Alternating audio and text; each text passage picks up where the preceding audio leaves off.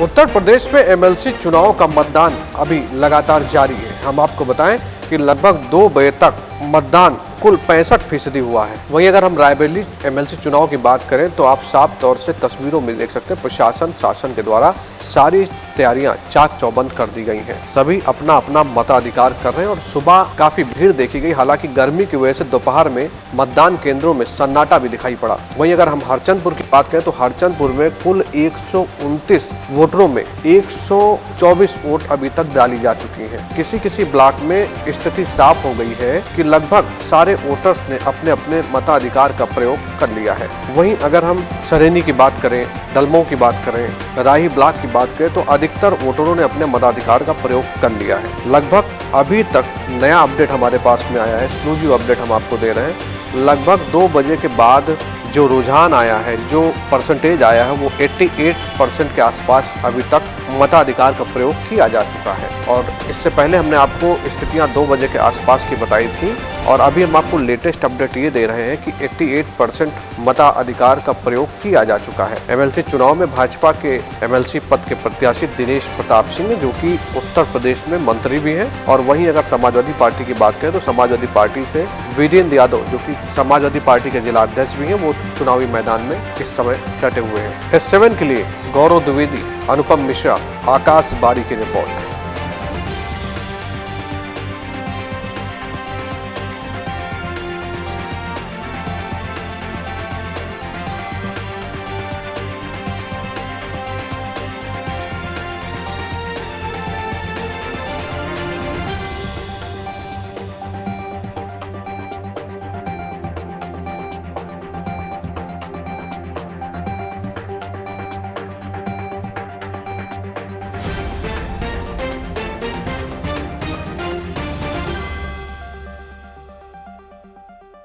आज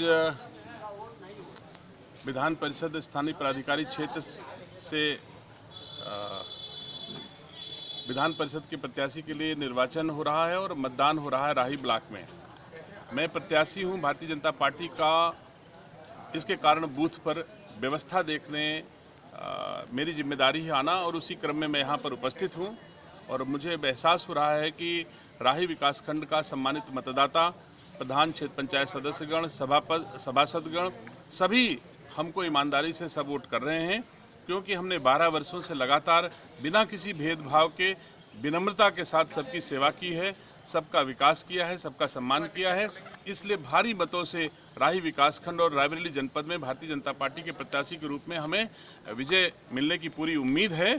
और मैं धन्यवाद देता हूँ राही विकासखंड के और रायबरेली जनपद के सभी पंचायत प्रतिनिधियों का, जिन्होंने हमारे ऊपर विश्वास किया है।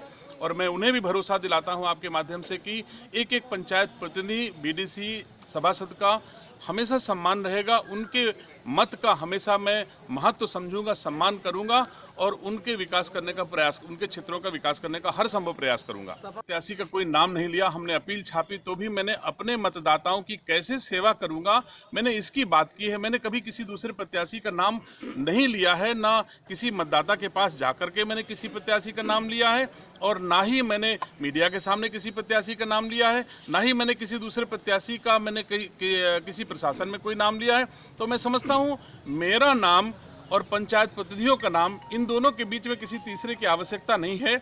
हमने सेवा की है, इसलिए मैं कह सकता हूं कि पंचायत प्रतिनिधियों का आशीर्वाद, स्नेह, सहयोग मुझे मिल रहा है।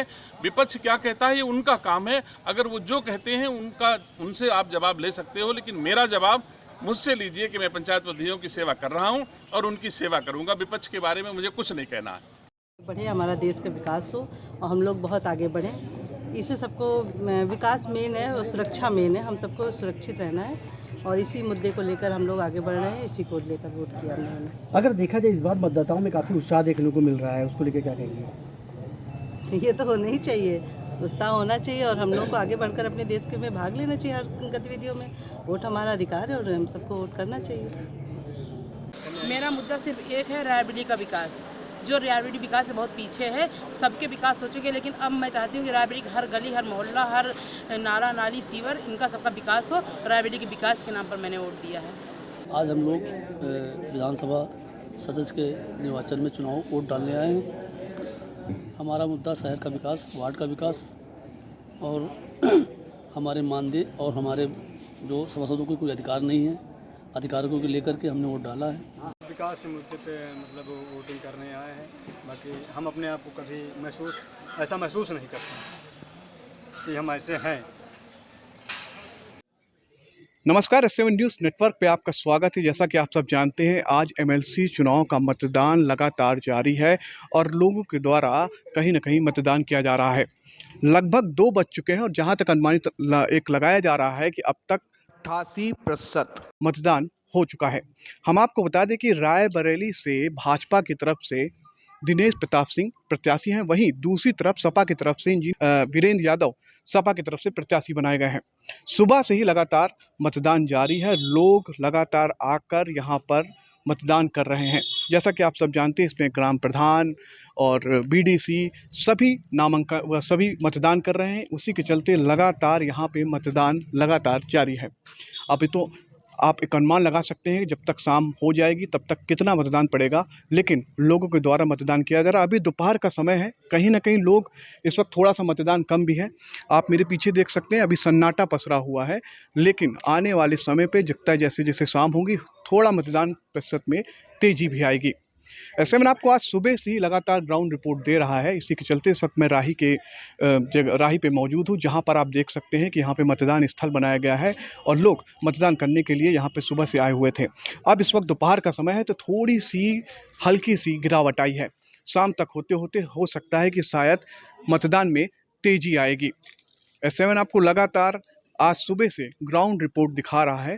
इस वक्त मैं यहाँ पे मौजूद हूँ, आप मेरे पीछे देख सकते हैं। इस वक्त थोड़ा सा सन्नाटा पसरा हुआ है।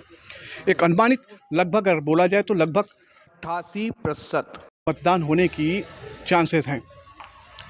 भाजपा की तरफ से MLC दिनेश प्रताप सिंह प्रत्याशी हैं, वहीं सपा की तरफ से वीरेंद्र यादव प्रत्याशी बनाए गए हैं। आप देख सकते हैं इस वक्त हम यहाँ पे मौजूद हैं। अभी आने वाला समय ही बताएगा आखिर कितना मतदान शाम तक हो जाएगा। तब तक जुड़े रहिए S7 न्यूज़ के साथ। मैं गौरव द्विवेदी, रिपोर्टर अनुपम मिश्रा के साथ।